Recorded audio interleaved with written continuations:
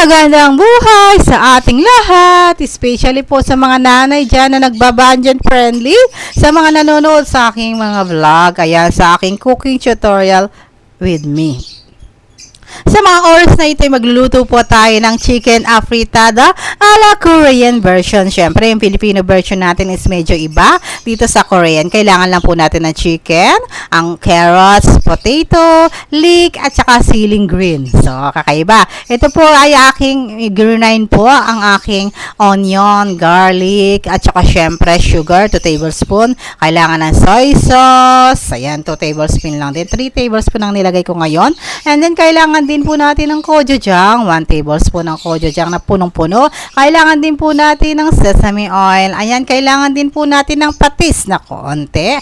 Ayan, ayan na po. At halo-haloy na po natin sila ng ganyan.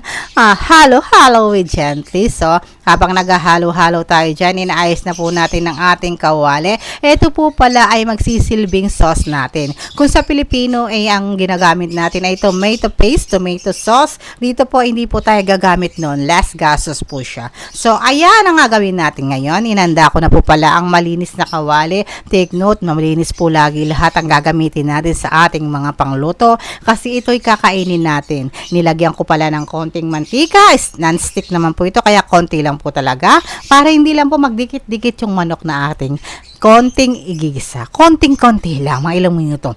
Habang hinahalo ko nga po itong magiging sauce natin.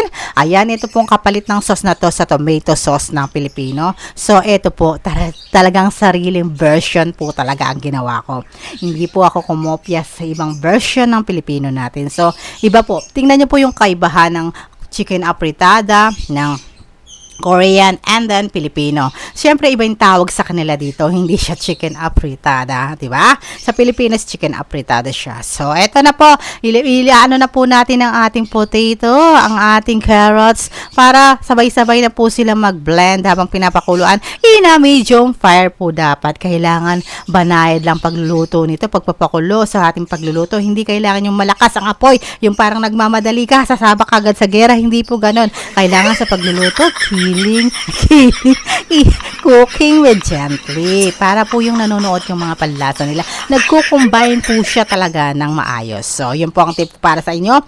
Kapag nagluluto po kayo, mag-take po kayo ng oras para sa pagluluto lang. Kasi kung may gagawin kayong iba, at saka nahahati po yung utak natin. So, kailangan straight po tayo yung utak natin sa cooking lang po. Kasi baka magkamali ka, ganyan, mailagay mo yung hindi tamang ingredients, kakainin po ng pamilya natin, baka po mamamali po tayo. Kailangan focus lang po tayo. If cooking time lang po tayo. Yun po ang pinakamagandang tips para sa lahat. Para po talaga yung ma-enjoy, ma-enhance nyo po yung pagluluto nyo habang po kayo ay nagluluto, kasi focus lang po tayo sa isang focusan. Wag mo munang intindihin yung utang mo kay ganyan. Yung utang mo yung maniningil dyan. Wag muna. So, ayan. Shoutout po pala sa nagsabi sa akin na kung ikaw ba ay nagluluto.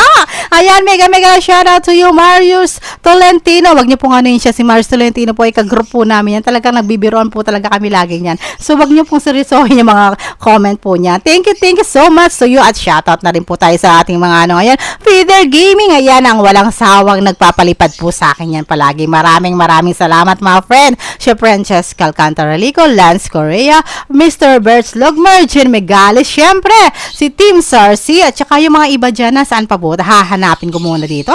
Magmamadali lang po tayong paghahanap. Syempre po tayo ay isang ano lang po. Ayan, mega love shoutout din po sa iyo, Mr. Yo! Mega love shoutout sa iyo, Team Sarsi nga. Ayan, nandito.